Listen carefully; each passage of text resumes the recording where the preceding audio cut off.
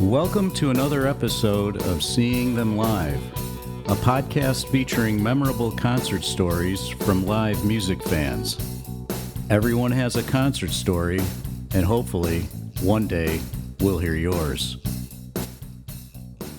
It was a really cool jam session. Yeah. Where it had a bunch of older seasoned guys, even about their 60s and 70s, playing with a bunch of school-age kids, and they were really enjoying it and having a good time.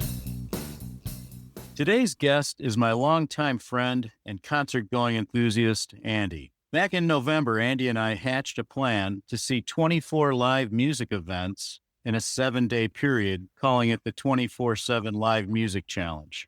The concept stems from a well-documented claim made by concert Joe Sarkis of New York City.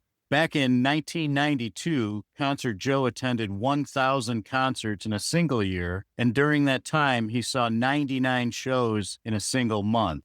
We wanted to see what it would be like to go to that many shows, but of course, over a much shorter period of time, and we picked a 1-week time period. So Andy and I began planning this challenge over the next several months and decided to start on June 8th and end on June 14th. With me today is Andy to discuss our week-long live music excursion. Andy, welcome to Seeing Them Live. Oh, thank you, Charles. Nice to be back and survive. Yeah, and this is the 4th time you've been on. You were on Season 1, Episode 9. The Ticket Stub Master is the title of the show. Season 3, Episode 17, Andy gets washed out at Bonnaroo, which is a very interesting story. And Season 4, Episode 3, we call it the Encore, the 2025 year-end concert wrap-up. So, yeah, you're back for this thing we came up with, the 24/7 concert challenge. And I thought we could just start with some general things, Andy. We broke down that 1,000 shows that this guy Joe Sarkis did, Concert Joe, and you arrive at about 21 shows a week. But if you take into account the 99 that he went to during a 1-month period during those 12 months, 1 month he went to 99 shows, you get like around 24 and a half or 25, per week. So we decided to call it 24/7 because it sounds a lot cooler. And that's what we tried to do. Go to 24 different venues, and I'll get to that in a minute, and see 24 bands in a 7-day period, basically. So let's category by the numbers. We went to 16 different clubs. So we never repeated a club in one night. So we went to 24 clubs individually, and 16 of them were different. For me, it was like 6 new clubs that I had visited that I'd never been to before during this time period. And you were saying maybe yours was maybe 8 or 10. Yeah, I'm thinking 10 to 12. Again, there was a lot of, but I loved going to the Liars Club, the Cobra's Lounge. We went to places I thought I passed up that I probably wouldn't be visiting. But again, some of those were some hidden gems, that's for sure.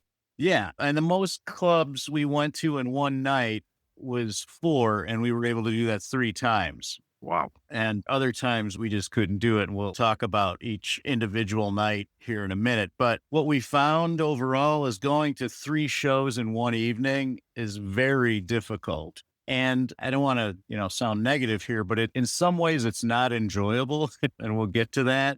Oh, well, as we talked, Charles, many times while we were doing it, again, you had to leave to get to the next venue, and that was sometimes you're enjoying the live music, and you go, no, we got to stay on schedule or you're going to be behind. And, with us only doing a week, you had to stay on schedule 3.5 a day or you're behind. Exactly. You were taking the train into the city. So in order to get back home at a reasonable hour, you were catching like an 11:30 train. So the clock is ticking, so to speak, when you're doing this. And we found that we figured 2 shows per night is doable.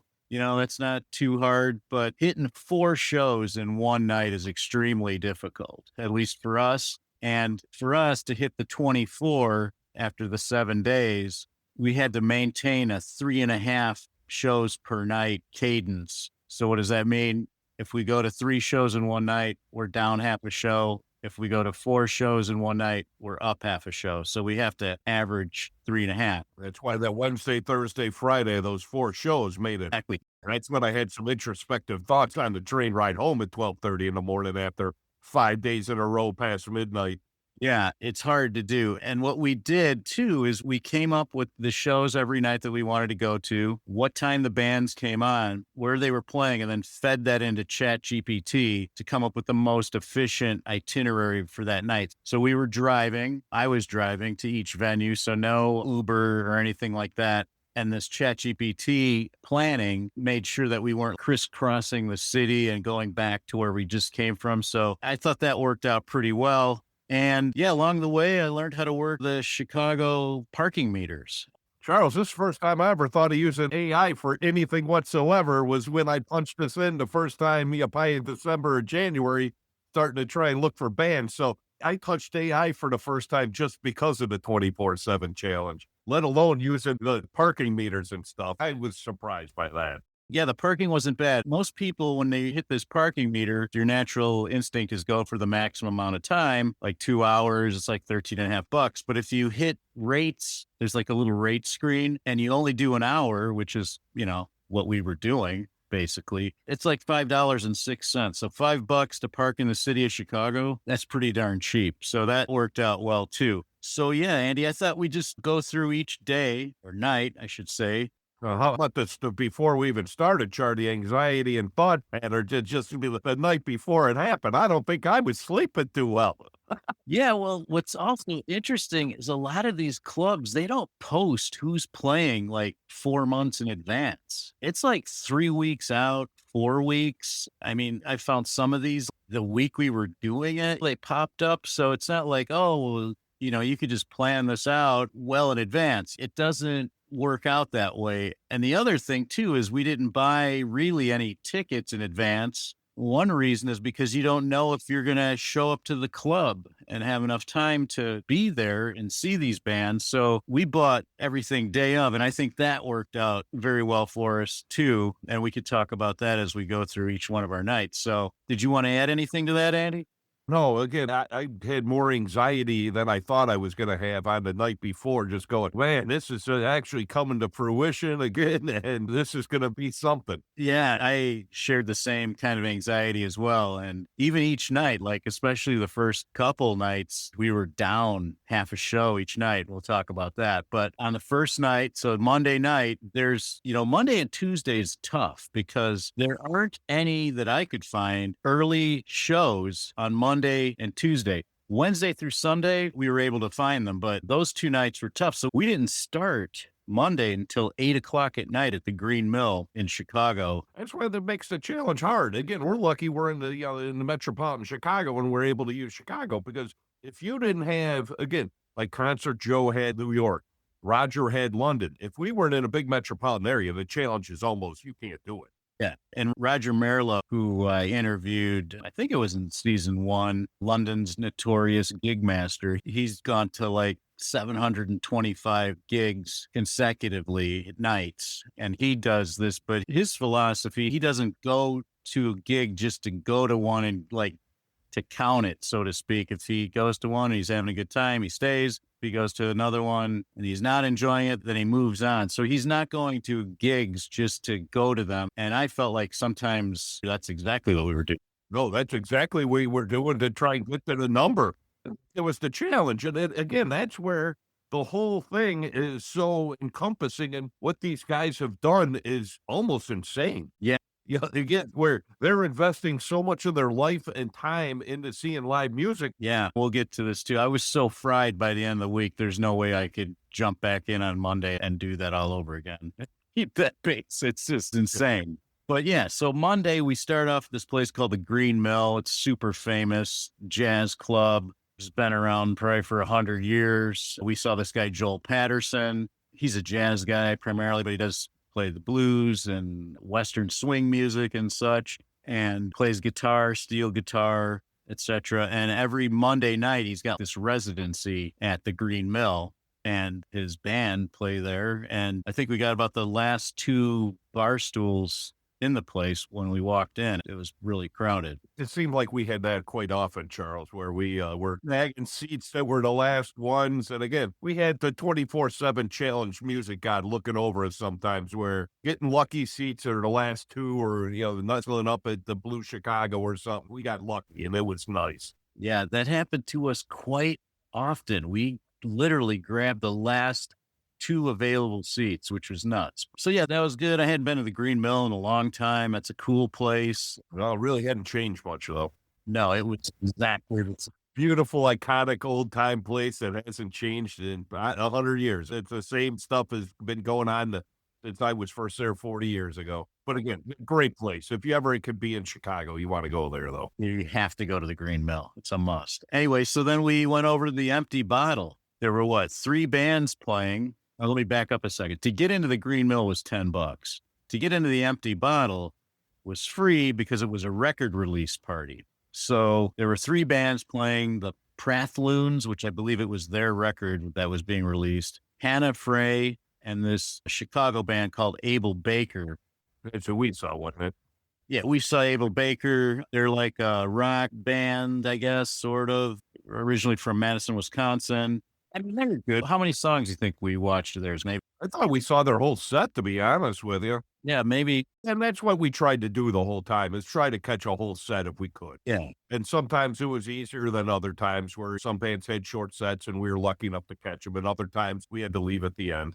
Yeah. So again, there's 3 bands playing. This was the first band, and there was no way we could stay on our schedule and wait for the other band to set up and start playing. You know, that just couldn't happen. So we left, and that was fine. And then we went to the Hideout, this place in Chicago, small place. I don't know.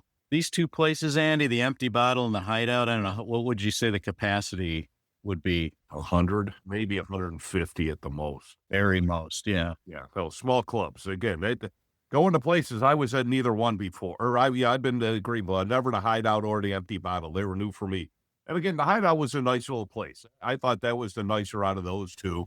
Yeah, and free parking there, plenty of street parking. And this is where not buying tickets in advance, we could have bought tickets to the Hideout. There's, again, 3 bands playing: LaCroix Mystique, Tunnel, and this band called Dot, like literally the period, Liver Whip, all lowers. Now, that's who we saw, wasn't it? Or we aren't sure? Well, I'm not sure, because Andy and I took pictures at every stop we made of the band, and so I had pictures of the band we were watching at the Hideout, and then so I went to these websites, and they just weren't matching up. It didn't look like Liver Whip. Honestly, I don't know which band we saw, but they were good. Yeah, no, I thought they were enjoyable. I like they had a nice stage. Hideout has a nice stage where it's higher up, for a smaller club. And there's like all these lights, those little tiny white lights in the ceiling over the stage and stuff. It's got a cool vibe. So then we were going to hit this last stop called Andy's Jazz Club, which has these jam sessions that start at 10 o'clock at night. But on Mondays, they only do 2 sets, and the rest of the week they do 3 sets. And so when we got there, they had finished up and they didn't let us in because they were closing. After we were lucky enough to find parking too. Yeah, it was the parking guys were looking at us that night too, and then Andy's turned us away. Yeah, so that was it. I took you back to the train station. So night 1, we're down half a show, 3 bands, and the total cover charge was $10. The cost was way cheaper than we thought in the whole thing. Just to bring that, I don't know when you wanted to talk about that, but going to the shows, Charles did a great job on trying to find cheaper places to go. And again, that's the only places we really could find that were in the area to hit up and make happen. Exactly. Yeah. So that was an inexpensive night. It fluctuated. This next night, night 2, which is Tuesday, we started at the Hideout. So we were at the Hideout the night before. We went back to the Hideout and saw this woman who has a residency there as well, Nora O'Connor. And I think it said on the website that the show started at 7, or maybe it was 7:30, but she was running late. She's doing like these folk songs and stuff. And I think this night, Andy, was like the most extreme diversity of music. Oh, for sure. By far, Charles. And it started right there too. Yeah, it was like this folky stuff, which it was fine. And she had like literally 9 of her folk friends came up on stage and they were playing songs. But because they started kind of late, we couldn't take in very many songs because the clock was ticking. So we left Nora O'Connor and the folk thing, and then we went to this club called Subterranean. Luckily, this is the high point of this night. And Andy, you saw the occupancy. 99, Charles. I saw an occupancy 99. 99 people. And I'd never been to Subterranean. So this was interesting. Small room. You pretty much walk into it right off the street, all black. Everything's painted black. There's a bar right there to the right. And so there was three bands playing: Public Opinion, this band Squint, and this other band Majesty. And I don't know in which order they were going, but we happened to walk in right as this band Squint, which is a high energy, and I mean high energy, hardcore punk band from St. Louis. I mean, that lead singer, and I should have put down his name. High energy and ready to go. That guy, he gives punk rock hope. Yeah. These kids were riled up and playing hard, and they had all of but 25 people in there and wanted to mosh and looking at you like he wanted to punch you. It was great. Yeah, but he did seem like a nice guy when he talked to the crowd. Oh, yeah. But yeah, when he was going, singing, and they're playing, he'd want to stay out of his way. But he said they'd been playing together since they were 16 years old, and they came together in 2021, I guess, in St. Louis. So this puts them at like 21 years old. They looked young, and they were great. But one of the notes I have here for that, too, is like, we watched their entire set, and because each song lasted about 2 or 3 minutes maximum, they were done in about 35 minutes. Oh, great set. Yeah, I'm halfway through my beer. What are you talking about? You're almost done? But that's the thing with this kind of challenge. Like, if you were going there to see Squint, you'd have to have been there to see the first band and then to see them. That's the downside. You can't really plan. It's just a matter of luck to see a particular band. If you were interested in like this band Squint, you couldn't have gone to this Nora O'Connor thing. Not that you probably would have. No, those two are the farthest things apart in our whole spectrum of music, I believe. That was cool too, because it forces you. You can't like, oh, well, I don't really want to go to the Hideout and see folk music. It's out of your comfort zone. Yeah, exactly. And you're not going to then see 24 shows in a week either. Yeah. So it's a cool way to, like you just said, force you out of your comfort zone and go to these clubs and see these bands. So then after that, we headed to Garcia's, which is, I think, originally where we hatched this 24/7 plan back in November. I do believe it was, Charles. And we love this club, Garcia's. It's like, I don't know, a Grateful Dead type club, Andy, would you say? Inspired by Jerry Garcia, and his daughter has some action in on it. And again, it just has jam bands and Grateful Dead cover bands and associated people, and it's just a great place. The sight lines are great. The beers are pretty cheap for the type of place. Parking, we get free street parking there. It just hits all the balls. It's a good place. Yeah, it's a very nice place. And you can eat dinner there. They have tables there. So we saw this band called Grateful Dub. They play Grateful Dead songs with this reggae infusion, which I actually found very enjoyable. I was surprised they didn't overdo the reggae aspect of it, and they made all those songs their own, I thought. No, I thought they were really good. And again, I just had heard of them, but they fit into the schedule. And again, I was very surprised. And the guy next to me kept going, "These guys are so tight. These guys." I'm like, yeah, no, they were good. Again, they was really good. The main guy was a fantastic musician, and they had their own sound. And that was the good, surprising part about it. Yeah, and I think what you just said, what that guy said, I think in all the clubs we went to this whole week, there were no people phoning it in. I mean, all these bands and musicians we saw, I thought they were top notch, really good. I'm with you, Charles, where they were putting their hearts into it. Most of these musicians, even the high-end jazz guys and everything else we saw, were putting their time in and really loved the music.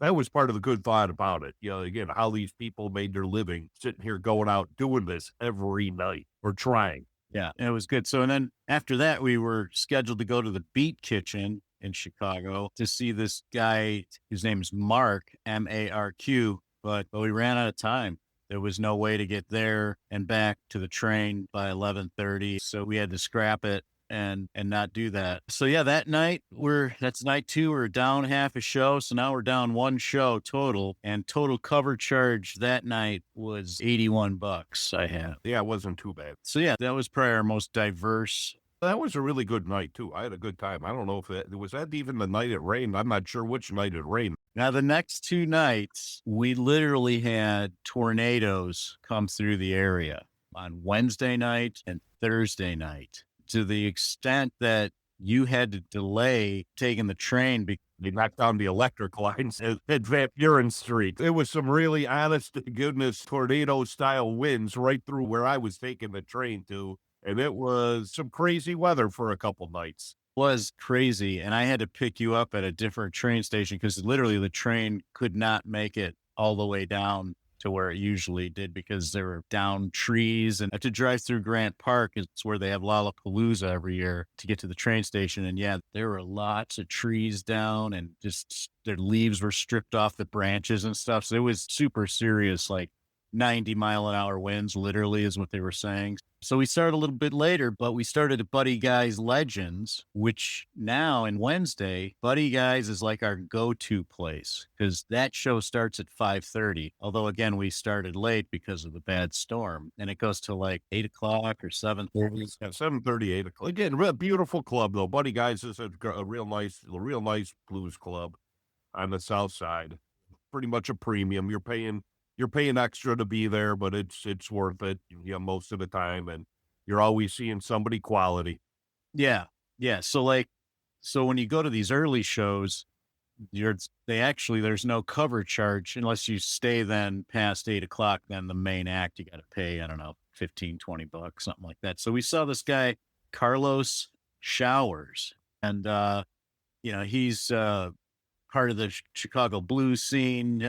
He plays at Legends, a lot. And we ended up seeing him then later that night on our last at another blues club. And we're like, oh my God, is that Carlos? And he had his guitar on his back, and he walked into this club called Chicago or Blue Chicago, but we'll get to that in a minute. So we watched Carlos for a while. Then we head over to this place called the Jazz Showcase that had this like jam session of these, and this was also free, of these professional musicians mixed in with kind of like younger kids, I would say. They look like they were for all mostly high school age. Again, it was a really cool jam session. Yeah. Where they had a bunch of older seasoned guys, even about their 60s and 70s, playing with a bunch of school age kids, and they were really enjoying it and having a good time. It was that was cool. It was really nice to see that. Yeah. And that club, Jazz Showcase, has been there since what, I think 1947. And that's another really nice spot. I mean, it is just has a chilled atmosphere. Nice little hidden gem. Yeah. And it was cool. I mean, and these kids were, I mean, they're super talented, obviously, to be there. And it was part of some jazz youth program or something. So that was cool. That was fun. And then we headed over to Martyrs, this place in Chicago, to see this. It's like they called it First Time, First Wish.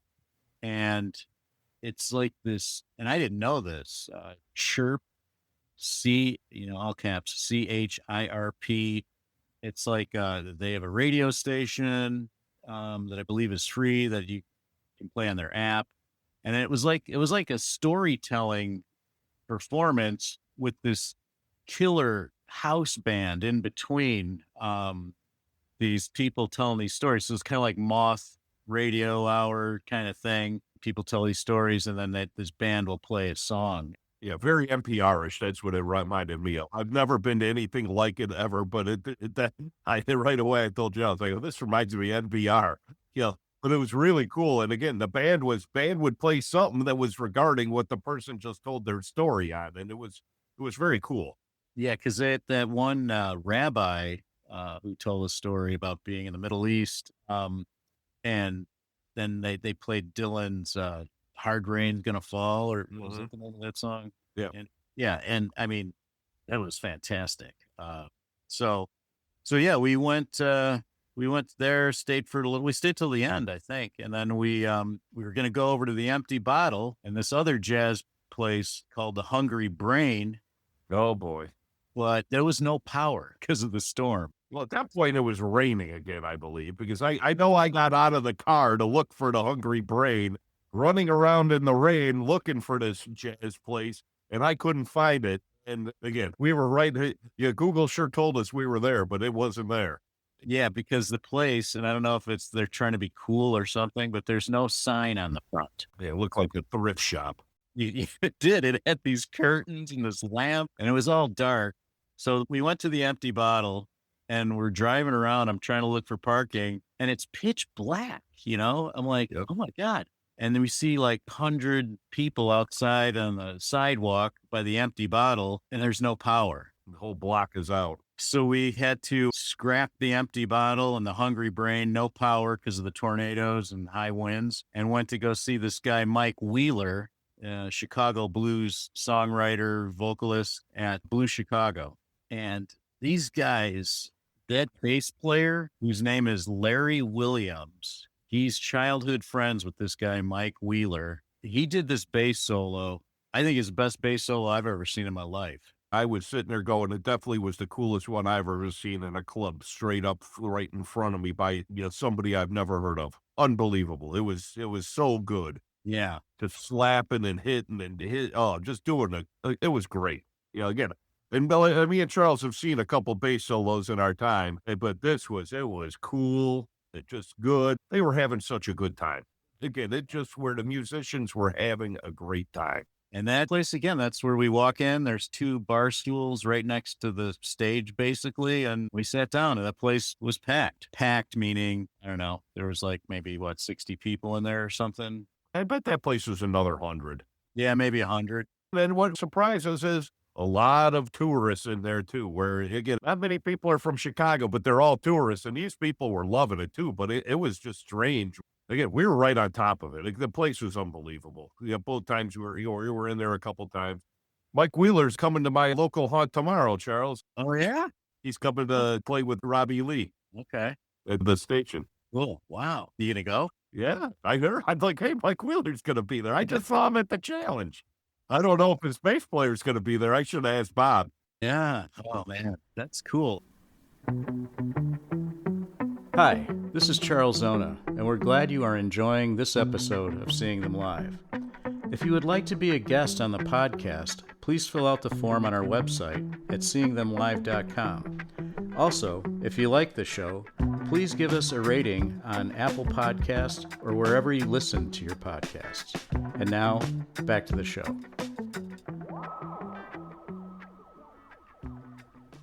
So Blue Chicago is a place where you want to take somebody, if you're in town to see the blues in Chicago, or if you come to Chicago, you want to go to Blue Chicago. For $20, you're seeing real stuff. Every time we went there, it was real blues people from Chicago playing the blues. It was great. Yeah, yeah. And I saw on Mike Wheeler's, I don't know, his Wikipedia or his website or whatever, his first gig was with Muddy Waters, piano player, so he's been doing this for years and years. So like the real deal. So really entertaining, just awesome to see them. You don't expect much at Blue Chicago. I think they had about 6 beers and no drinks, but you paid your $20 and they paid $8 for a Pabst, and it was cool.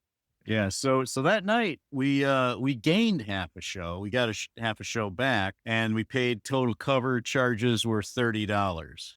And again, let's just prove, Charles, and you had it, that we needed extra things in the back pocket to make things happen when things go bad. Because that's what we found out just in 7 days. A lot of things didn't go our way where you had to do something, to make it happen. Yeah. Exactly. So, those 2 clubs, the power was knocked out. So there's, not going to be anybody playing music. So yeah, the 4th night, which is that's Thursday, I guess now. Again, we start at Buddy Guy's Legends. We see this guy, Matt Hendricks, who plays with this band or this duo, plays with this guy called Matt Hendricks. He plays with this guy, Rick Cookin' Sherry. And they call themselves Greasy Gravy, which is kind of funny, but he was awesome. And again, that was our early show. It was free, but the radar, the weather was looking real bad. So we kind of got out of there and went to this place called the Cobra Lounge, which I had never been to. Oh, nice place. Yeah, and it's attached to a brewery, but it was kind of unclear to me. Like maybe if you were outside, the brewery's on the other side. Yeah, I didn't understand because the brewery was never open when we were there. No, it wasn't. So this is tornado warning number 2 at Cobra Lounge. These younger, I call them kids. They had to be 21, but they look like they're about 21. And we saw a couple bands called, one was called Cherry Decay, and the other one was called Dog Caller, not Collar, as they pointed out, it's Caller. And we stayed there because the weather was so bad. I mean, it got so dark. Oh, raining sideways. Yeah, and we were eyeballing the bathroom doors with these huge, beefy wood doors. We thought, well, if the tornado comes through, I'm going to run in the bathroom, you know. Yeah, knowing those big doors, we were all safe. Again, that's how bad it was. It really was pretty crazy. It was really bad. I mean, I believe there were some tornadoes that touched down that night. So when the weather cleared up, we took off and we went to this place called Shuba's and saw this guy, Tommy Goodroad from Minneapolis, but he calls Chicago his home. And he plays like, I don't know, a country, rock and roll. Yeah, Tommy Goodroad reminded me of John Mellon or Johnny Cougar in a way or whatever. Again, it was good country rock. You know, the guy was good. He was pretty polished. He had a nice band. Yeah, he really good band. So yeah, that's another great club, Shuba's. I mean, it's really nice inside. It's got this nice wood carving over the stage and stuff, and just really a really nice spot. So we took in Tommy Goodroad for a while, but we had to, as usual, we had to leave. Had to change gears to really get to one of Charles's old favorites here. Yeah, and you know, now that I'm talking about this is pretty diverse as well. So we went over to the Liars Club to see this band Season to Risk. And they formed in like 1990, Kansas City, Missouri punk band. And the lead singer, who I believe his name's Steve, he was very interesting to watch. Let's just put it that way. I say more intense, but I don't know. Wow. Again, he was another character. He was, man, very intense. The sound was very loud, very loud. And they're playing like this punk music, but then occasionally he pulls out this little saxophone and he starts playing the saxophone. It's just kind of a noise kind of a thing. You know, that was kind of cool. So they were very entertaining. He was definitely entertaining. The club is entertaining. Yeah. Yeah. The Liars Club, the decor in there, it's got all these little, you know, lots of like Kiss figurines and just all sorts of weird stuff all over the place. His pinball machine is the only, that place is wild. Again, I thought it was going to be a lot bigger. I swear that stage in the area might hold 50 people. Yeah, it's not very big. You know, then again, that first the stage room is small. Exactly. Small and loud. Oh man. Exactly. It was a loud one. I need to get my hearing aids recalibrated after that old. No earplugs or hearing aids for 7 days, Charles. I had earplugs the whole time. Not me, not one. So that was night 4. Thursday, we gained another half show. So we're at the break-even point. So we're even now. And total cover charges that night were $53. Charles, the more I'm starting to think my beer bill was more than the cover charges or the other stuff. Because my whole point was every place we went, since Charles was driving, I would buy a pint of beer. So I had pretty much had a pint of beer at every place we went. Every place we went, I'd buy a beer. And then we tipped the band usually. And that was what we did at every place. And took a picture. It took pictures, yep. So now it's Friday. The weather's cleared up, thankfully. I think this is when I was having trepidations on the train ride home. Yeah, I mean, I thought the same thing. I'm thinking like, okay, why am I doing this? I don't know. This is hard. But fell into a rhythm like, buddy, guys, that's our place. That's where we start. Yep. You started knowing where you needed to go to get the shows. Yeah, exactly. So we're becoming more familiar with this routine. We see this guy, Billy Flynn. He's an American Chicago blues, electric blues guitarist, singer, songwriter, and he was great. Stayed there for maybe 40 minutes and then went back again then to the Jazz Showcase. Oh, that was good. Because Buddy Guys and the Jazz Showcase are like a quarter mile apart. And so it's very easy to hit both of those. And there was this guy, Charles Ricky IV. He's part of the Ramsey Lewis Quartet. And the Ramsey Lewis Quartet was playing that night, and Ramsey Lewis's wife was on hand, and they were celebrating, you know, Ramsey Lewis, his life and stuff, and it was this guy's birthday, so they had a birthday cake for him that they brought in, and they put it down pretty much right next to us, right, at the bar. The whole deal. That place was so nice. Somehow we got the last 2 seats at the bar. You know, we're sitting there. The guy's birthday cake is right there. All these famous jazz people are wandering around right by us, and you're like, wow, all about here. It was really nice. People were dressed in a tee. Yeah. Luckily, somehow me and Charles both had collars on our shirts. Yeah. Luckily, I was wearing a collared shirt that night. Yeah. Again, at Jazz Showcase, that was a nice club. To see Ramsey Lewis's legacy band, which was really nice. Yeah, all these guys played with him for at least 10 years each. Yeah. So that was cool. From there, we went back to Garcia's to see this band, Jerry's Middle Finger. This guy or this band plays all just Jerry Garcia songs, right? Yeah, it's a tribute to the Jerry Garcia band. So they have two girls, backup singers with them, and that's what Jerry had. So that's what they specialize in, is a Jerry Garcia band cover, tribute band. And they're one of the premier bands. They're from the West Coast. I saw them out, I think 22, I saw them out in the West Coast. And it was a remote show where we were all in our cars and they were at a big armory and everything. But again, really quality, good musicians. At least you thought they were good too. Yeah, I was going to say, like, when you say, oh, it's cover band, but these guys made these songs their own. This band, it wasn't like they were just playing like what you'd hear off of a record or something. They would jam and they would go on these tangents. And I thought it was fantastic. We hung out there, probably that's the longest, maybe. We almost saw the whole set, didn't we? Probably over an hour. It was a good set. Yeah. And again, at Garcia's, we get to walk right up. We were within 5 feet of the stage. And again, we weren't there any earlier or anything. We just, again, it's just a really nice place. If you want to go see a good jam band show, the Garcia's is definitely a good place to go. Yeah, and it's a very nice place, top notch. So again, we're getting into this like routine. So we started Buddy Guy's, and then we're ending at Blue Chicago again, because we know that place stays open till 1:30 in the morning. Not that we would be there that late. So we hit Blue Chicago, but we ran into a little bit of a problem finding parking. I mean, we eventually did find parking, but the World Cup was going on, and there's a bar like right around the corner from there that's like specializes in soccer.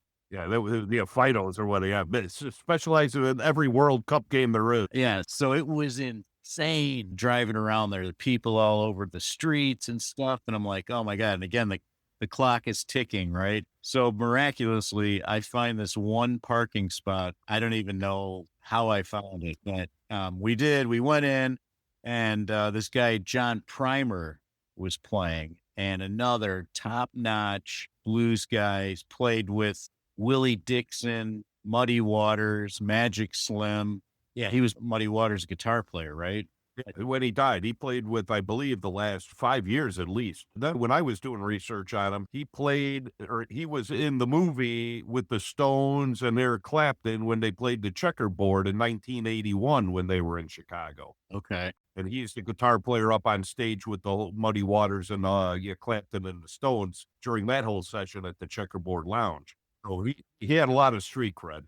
Yeah, and I think this guy's like 82 maybe. And that guitar he was playing was beautiful, this guitar he had. And he, obviously knew how to play it well. So yeah, that was the end of night 5. We gained another half a show. Total covers were a little higher again. That night was $83. No, we're talking a Friday though, too, Charles. Yeah. Friday night, you see 4 different bands, $83. That's not too bad. So Saturday, we can start early. So we go to real early, actually. So we go to the Beat Kitchen, to this bluegrass brunch, which started at 11 o'clock in the morning. I don't know. I can't remember what time we got there. At 12:30 or I don't know. Watch these guys do some bluegrass, which was cool. This guy, John Huber, is his name. He's Chicago-based bluegrass musician. He's also the director of education at the Old Town School of Folk Music in Chicago. I thought that was pretty cool. I would have brought some up if I would have known that. Yeah, I didn't know that at the time. But yeah, that was really cool. And they were good. We had brunch there, some egg sandwiches, and that was nice. Then we went and saw this group called Paper Machete back at the Green Mill. And again, this was like a comedy thing. A comedy band kind of deal again. So, Yeah. Very NPR-ish again. Yeah, kind of like what we saw at Martyrs earlier in the week. So we hung out there again. Oh my God, grabbed the last 2 bar stools at the Green Mill. and hung out there for a little bit, and then went to we left the city. So it's the first time we're leaving the city. I went to this place in a western suburb called Fitzgerald's in Berwyn, Illinois. And I hadn't been to Fitzgerald's in ages, and the place has gotten, they've added on to it. There's an outdoor place. And so we saw this band called Groove Witness outside, and it's like a jazz, funk, soul, blues music. And they also listed that they play frequently at Andy's Jazz Club. So we were outside, sitting right in the front, and that was kind of cool. Fitzgerald's is another great club. Again, I haven't been there myself either in probably 25 years. It's nicer than ever. It looked like a nice venue. I wish it was near my house. Yeah, and it's updated, and they have this nice outdoor area. What was cool about this band Groove Witness is two of the brothers in the band, their grandfather owned the nightclub, which would become Fitzgerald's, like back in the 50s or something. They had the 40s, 50s, and they had the whole timeline of the place on the wall. It was, again, really nice place. It's cool. So yeah, it's kind of funny that the grandkids of the guy who used to own the place, we saw them play. So that was cool. And then we headed to Tinley Park to a band show. This is the biggest show. Yeah, for our big show. Yeah, to see Santana and the Doobie Brothers. And I hadn't seen the Doobie Brothers since the 80s. And Santana, I think the last time I saw Santana was when he was with Jeff Beck, maybe. And that was a long time ago, too. And I was at both those, I believe, Charles. In 1982, we saw him at Chicago Fest on the Doobie's farewell tour back then. And then, I'm a big Carlos fan, and I've seen him probably almost a dozen times now. But they were, again, always quality. Both of the bands are, top notch. Yeah. And Carlos Santana, the percussion section was just over the top, man. It was unbelievable. Very, very entertaining. So yeah, we took in those shows. We met one of our friends there from high school. So that was kind of fun. It's kind of a reunion of sorts of when, because we used to go see these bands when we were in high school. Well, he was at the show when we saw the Doobies in '82 at the Chicago Fest too. Again, nice little reunion of sorts, and it was fun. Having them come along and having someone else enjoying some music with us. Yeah, and we had planned to go see that, Andy, early on. So, I'll count that as the total for the cover charges. Everything else we saw up until that point was free. So those tickets to see Santana and the Doobie Brothers were $54. But we would have probably gone to that one anyway, even if we weren't doing this. Yeah, but again, that was a cheap day anyway, $54. And we had a seat. We weren't sitting in the lawn. We had seats. So then they're pretty good seats. For $54 nowadays, that was not bad. That was a good show. Again, quality. It was just good. Carlos is fantastic. Yeah. So we gained half a show. So now we're up a show total. In total, the last two nights we gained half a show. So the last night, Sunday, we were going to go see Emil and the Sniffers at the Salt Shed and then go over to the Empty Bottle, which is like, I don't know, a mile away. But I don't know about you, Andy, but I was so fried. I couldn't imagine myself standing for like 2 or 3 hours. Charles, again, I was with you. I was ready to buy our Emil and the Sniffer tickets in the morning. Again, I think we made the right choice. It was good. And in hindsight, if we would have done all that, we probably wouldn't have seen Buddy Guy. Yes. Who was at the club when we decided to go. So the whole thing ended up being okay and being better in the whole run. Yeah. So we altered our plans. We're like, well, we go to Buddy Guy's, and we stayed this time to see the main act. This was it was Willie Dixon's son, wasn't it? Yeah, Willie Dixon's son, Freddie Dixon, was the main act, but we also watched, it's like a jazz night for free. Early show was this guy, Dexter Sims, Alan Burroughs, Tyron Blair, and this woman they call Hilty, who is Hilty. Yeah, and they've been playing at Buddy Guys for like 10 years, I read. So we're sitting there, we're watching this jazz band, and Buddy Guy walks in to the club, which he's going to be, 90 years old? Yeah, 90 years coming up. He has his big birthday show coming up, too. Yeah, like next month or something. Yeah. So that was cool. So he's sitting at the end of the bar and just taking everything in. And the guy, the MC who runs the place, and collects cover charges from the tables and stuff, he was doing like this crowd informal survey asking, how many people were from out of town in the States, people from California, all over the place were there. And then also out of the country, like New Zealand, Germany, Paris, Italy. We're the only local people. It was really surprising. Yeah. We're the only people that knew Buddy Guy was even there, I think, too. Or like, again, it was wild. When you see one of the workers, yeah, my granddaddy wants to see you over there in the corner. You're like, that's Buddy Guy's grandkid they're working. Yeah. It was cool to see Buddy Guy in his club. That was awesome. And sitting there hanging out. Yeah. I think he must have enjoyed all the people that were from all over the world, basically, in his club that night to see Freddie Dixon play. And he was great. That band was great. And then we went back to Blue Chicago. So we kind of stayed, as we started calling it, local, started Buddy Guys and then end up at Blue Chicago. We saw Cheryl Youngblood. And again, she's a Grammy award winning gospel singer who was playing the blues. And holy cow, oh my God, she was fantastic. Again, we were sitting right up on the stage. It was unbelievable. It was a great way to end things, chilled out. So we ended with the 24 shows. We did make it. We completed it. Total cover charges that night were $35, and total cover charges for the 7 days was $313 to see 24 bands at all these different clubs throughout the city of Chicago. And again, if you take off the Santana show, you're well under 300 because we would have probably gone to do that anyway. Originally, when this whole thing started, Charles, I told my wife $1,000 was what I was thinking I was going to blow. So, Yeah. you're good scoping things out and doing your due diligence. I believe we got off really cheap. Yeah, we saw some great bands, and it was a great experience and a great way. Again, if you're thinking of doing this, people out there, maybe do it for a weekend.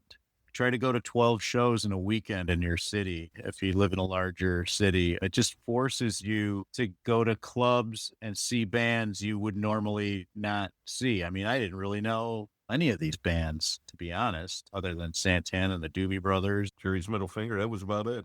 Yeah. You're right, Charles. It took you out of your comfort zone, made you go see again, go see new places. That's where I liked it. Some of these places are places where I want to go back to again. If we wouldn't have done it, I wouldn't even think of it.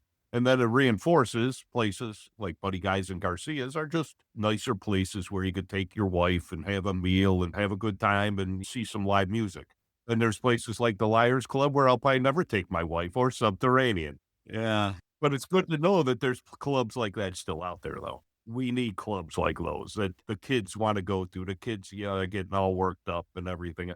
Nothing better than when the bouncer, like when we're taking our money, hey guys, this is going to be pretty loud. Yeah. Like, well, yeah, we know. Hey, don't worry. My eardrums are blown from rock and roll. I'm fine. So yeah, Andy, as we come up on time here, overall, did you find the 24/7 challenge to be enjoyable? Yeah, I had a great time. Again, I love live music. And again, as we were talking earlier, it's like a marathon. There's so many segments to it and it's drawn out and there's parts where it gets long. And when you're on the train at 12:20 in the morning and it's raining out and I know I got to walk a half a mile home and I got to do it again tomorrow. But again, luckily enough, I don't know how you did it. Luckily, I'm a teacher and we planned it so when I was off for the summer, so I got to sleep in. But otherwise, it was tough. But again, it was, like I said, it's like a marathon. I don't want to ever do one. I never ran that far anyway, but it's one of those things where you learned a lot. You learned about yourself, had introspective. You're sitting there half buzzed on the train ride home. I'm thinking about all sorts of things about life and everything else, which it brings it up to. And that was cool. When you're thinking about other things and you go, okay, I'll remember this week for the rest of my life. It'll be one of those. Yeah. I took some vacation time and started a little later at work, so it wasn't too bad. But yeah, I was going to ask, would you do it again? And I would say I would probably not. Well, again, I would almost like to see 7 good concerts in a row in a week, maybe. Yeah. But again, that would be tough where you live to have 7 good shows to go, okay, I want to go see 7 good concerts. But then you're talking that's going to cost you a couple thousand just right there anyway. Yeah. When we sit here and introspect how much these people spent going to these shows where that guy that has the Guinness Book of World Records for 279 or whatever right now, where you go, just for himself, if he spent 100 a ticket, it's 27 grand. Yeah. just for himself, and he went with his girlfriend and everything. So you're investing not alone time, money. Because luckily, I got out of the whole week, but I probably spent by $800 with train and drinking and doing everything and eating when we did and whatever. Yeah. And I thought we got away cheap. Again, that's a festival ticket right there. And then, as I told my wife, it was almost our own little festival, 24/7 challenge of, hey, see as many, we're going to try and see 24 bands in 7 days and or shows and see what happens out of it. Yeah. And the money thing, like that guy concert, Joe, I think he said he spent like $700,000 going to live music, and he's been to 26,000 live music events or whatever. And I mean, that's insane, but that's what he likes to do. Yeah, no, again, it's somehow he's able to do it. I don't understand it. Again, I still believe he had to been working at a live venue place to be able to see all those shows. Yeah, maybe. But do you have like a favorite show that stands out? The biggest surprise out of it, I would say I enjoyed Squint at the Subterranean. I just walked out of there with a smile. It was no place I expected to be in, drinking an old style 16 ounce with this guy screaming at me, telling me that I should be mosh pitting with them. It was entertaining. Again, that was out of not thinking what I wanted to see. That was really good. Yeah, I would put them at the top. I like that Season to Risk band at the Liars Club. Oh, that was very surreal too. That place was like a surreal dream. It really was. Yeah, it's an interesting place. But honestly, not to sound wishy-washy, I enjoyed, all these bands that we saw. Honestly, we didn't see anybody that like I go, this sucks. Yeah. Yeah, right. Maybe the band at the Empty Bottle where they weren't as good as I thought. Yeah, but they were still okay. Again, they were still playing their alternative rock or whatever. Yeah. So, Andy, would you do anything differently than what we did? No, I don't think so. Because again, we couldn't have incorporated any bigger shows. And we talked about this when we drove by like House of Blues, and yeah, we have Navy Pier right there and all this other stuff to where you could have seen one big show, but you wouldn't have been able to see anything else. So then the whole challenge part of it's blown out. And I think do the challenge, you got to do it like that. That's where you have to sit and hit and move. Yeah, because if you go see a band at House of Blues and you pay, 50, $60 and you got to blow out of there halfway through the set of a band you wanted to see, I mean, there's no point in doing that. And that's what we learned out of it. That again, we didn't get to enjoy some of the bands which we would have been able to see their whole sets. You're always leaving to get to the next place. It was definitely a sense of urgency against the clock. Yeah, you couldn't linger too long at a place, maybe 40 minutes. And then you had to move along to get to the next one. And then timing it, you walk in and hopefully there's a band playing, which most of the time that happened with us. So we were fortunate that way to be able to take in the band right as they were coming on or whatever. It was a great learning experience. Again, I thought it was fun, the whole thing. Hey, would I do it again? No, but I'd do something. I'll go to more stuff again and keep going to shows. It was interesting to see, and I'd love to somehow talk to some of these guys and see how they made it through it. Yeah. It was a war of rock and roll attrition again, or music attrition, where you had to keep going. You couldn't stop. Yeah, well, maybe we could get Concert Joe on and we could talk to him. That would be a great episode. So, all right, Andy. Well, thanks again for coming on Seeing Them Live. Hey, no problem. Thanks for having me as always. And I'm sure you'll be back on sometime soon. Okay, can't wait to be there. Thanks, Charles. That's a wrap for our show. I want to thank today's guests for sharing their concert stories with us. Make sure to check out our show notes at seeingthemlive.com for links to websites, photos, and other artifacts mentioned in the show. I also want to thank my producer, Doug Florzak. The theme music for the show was composed by Doug and is featured on his album, Flagstone. If you have a concert story you'd like to share on our podcast, please visit our website and click on Become a Guest in the main menu. Then fill out the form and click the Submit button. If you seem like a good fit for the show, we'll contact you via email. I guess it's time to head for the exits. We'll see you next time on Seeing Them Live.